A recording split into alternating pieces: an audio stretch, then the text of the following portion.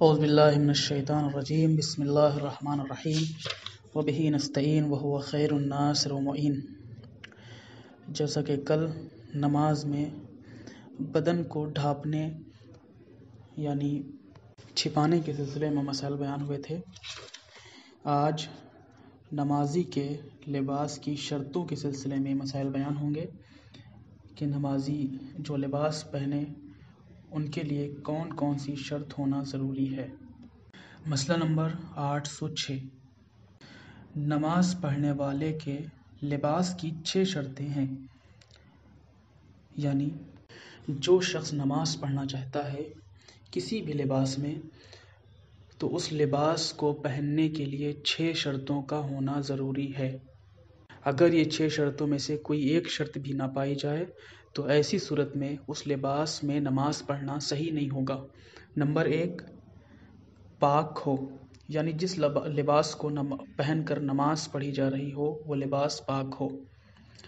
Number 2، مباح ہو، یعنی ایسا لباس کہ جس میں نماز پڑھی جائے وہ مباح ہو، غصبی نہ ہو، یعنی کہیں سے چرایا ہوا نہ ہو، کسی کا چھینا ہوا نہ ہو، یا کہیں ایسا ہی پڑا مل جائے اور مالک کا پتہ نہ ہو، بغیر مالک کے اجازت کی اس لباس میں نماز پڑھنا صحیح نہیں ہے۔ نمبر 3، مردے کے اجزاء سے نہ بنا ہو، یعنی جس لباس میں انسان نماز پڑھنا چاہتا ہے اس کے لیے ضروری ہے کہ وہ کپڑے کا بنا ہوا ہو، یعنی ایسا کپڑا کہ جو مردار کی کھال یا پھر اس کے اون یا کسی بھی ایسی چیزوں سے بنا ہوا نہ ہو کہ جس کو مردار کہا جا سکے۔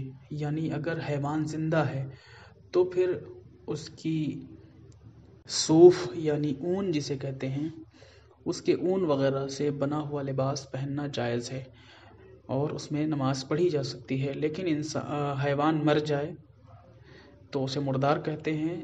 اس کے مرنے کے بعد اگر کوئی شخص اس کے صوف سے یعنی اون سے لباس بنا کر پہنے تو ایسا کرنا جائز نہیں ہے، اس میں نماز نہیں پڑھ سکتے۔ یا پھر کسی مرے ہوئے حیوان کی کھال کا کپڑا بنانا اور اس کھال کا کپڑا بنا کر پہننا، تو ایسی صورت میں اس لباس میں بھی نماز پڑھنا جائز نہیں ہے۔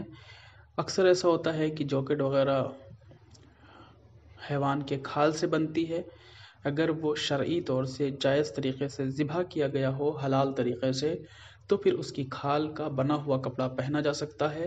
لیکن اگر وہ شرعی طور سے جائز طریقے سے حلال نہ کیا گیا ہو تو پھر اس کی کھال کا بنا ہوا کپڑا پہننا جائز نہیں ہے، لہٰذا ان چیزوں کا خاص خیال رکھنا چاہیے۔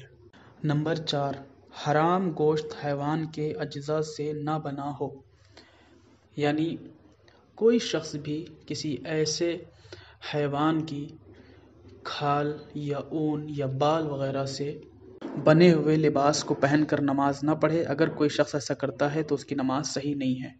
مثال کے طور پر شیر حلال گوشت نہیں ہے، حرام گوشت ہے، اس کا گوشت کھانا حرام ہے۔